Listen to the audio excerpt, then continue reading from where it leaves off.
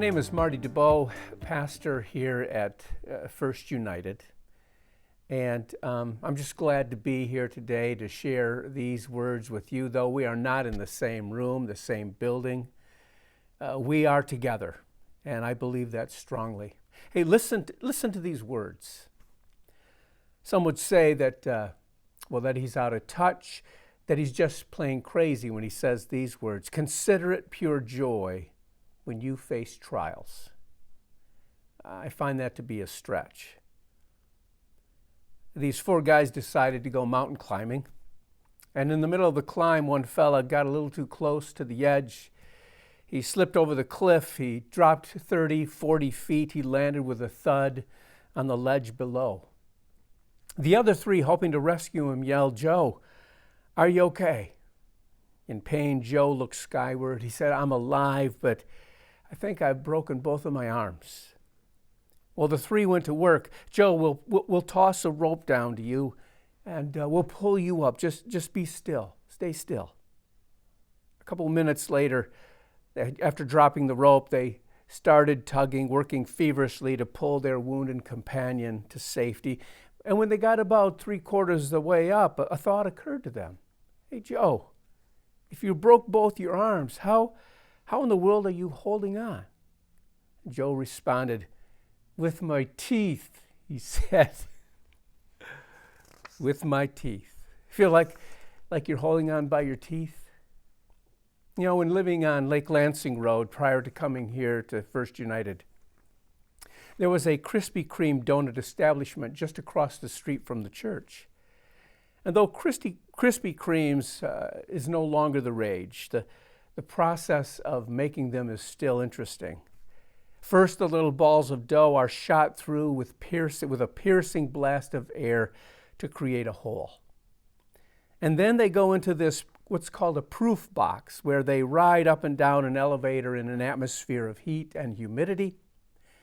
And then they are dropped into hot oil and they are boiled thoroughly.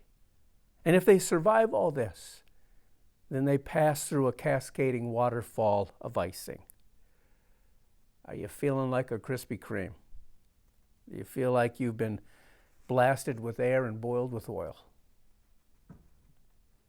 James was very familiar with adversity. He was the brother of Jesus. He was an eyewitness of the resurrection. He was the leader of the early church in Jerusalem. It seemed like that church was always in the midst of hardship of one kind or another. Well, James has something to say to you and to me today. Count it all joy when trials come your way. James, in this letter, wrote specifically to the Jews of the diaspora. That is, he wrote to those who had been scattered far and wide. He wrote to those who had lived under intense trial and testing, to the thousands that had been forced to live in Babylon or in Rome years before, to the thousands that had left on their own according to their needs. They went to Syria and Egypt and Asia Minor due to economic needs. Due to the diaspora, the scattering, Christianity was on the rise. But so were the trials and hardships. And James, he met this challenge head on. Reckon it joy, he said, when you are tested, when you are in the midst of trial. When James used the term test or trial, he used the Greek word peirasmos to describe it. That our tests, our trials, adversity encountered, the illnesses, the financial reversals, the problems at work. When he uses this word peirasmos, it means that these trials have a direct end. It is directed towards an end. That the trial of sorrow or the test of deep disappointment or the trial of seduction to lure us away, they are to make us stronger and more resilient. James is not suggesting that you and I find happiness in our hurts, in our losses. He's not saying that we are to enjoy being sick or losing a loved one or getting laid off. No.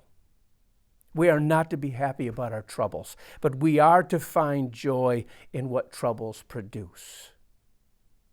Troubles are not meant to make us fall. Troubles are meant to make us soar. Difficulties are not meant to defeat us. Difficulties are meant to be defeated. That our tests are not meant to make us weaker, they are meant to make us stronger. James is not crazy. In meeting the test, it produces patience to bear things.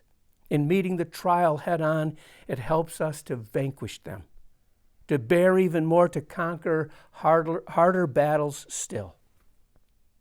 In reaching such trials, weaknesses are removed from our character, and you and I, we gain virtue. Author John Eldridge tells the story of a Scottish discus thrower from the 19th century. He lived in the days before professional trainers, and so he developed his skills alone in the Highlands. He made his own discus from a description that he read in a book. What he didn't know was that the discus was made of wood and it had an outer rim of iron. His discus was made of pure metal. It was at least 4 times heavier. This Scotsman trained day after day, laboring under the burden of that extra weight. And when he arrived at the competition, when he was handed that official wooden discus, he threw it like it was a tea saucer. And he set records. So that's how you do it, said Eldridge. You train under a heavy burden. Some of us are training under a heavy burden right now. We are feeling it. It hurts. It is unpleasant. It is a difficult time for us. But take heart, says James. Take heart. These burdens are producing perseverance, and perseverance is producing maturity. And it will make us fit for the task that God has meant us to do. It'll make us fit. Would you pray with me? Let us pause. God, these are days of difficulty. These are days that bring more questions than answers. These are days that encourage worry, not confidence. Therefore, we seek your face. We seek your encouragement, your confidence each and every morning, each and every day. We seek you. Bless us, protect us, and lead us. Amen.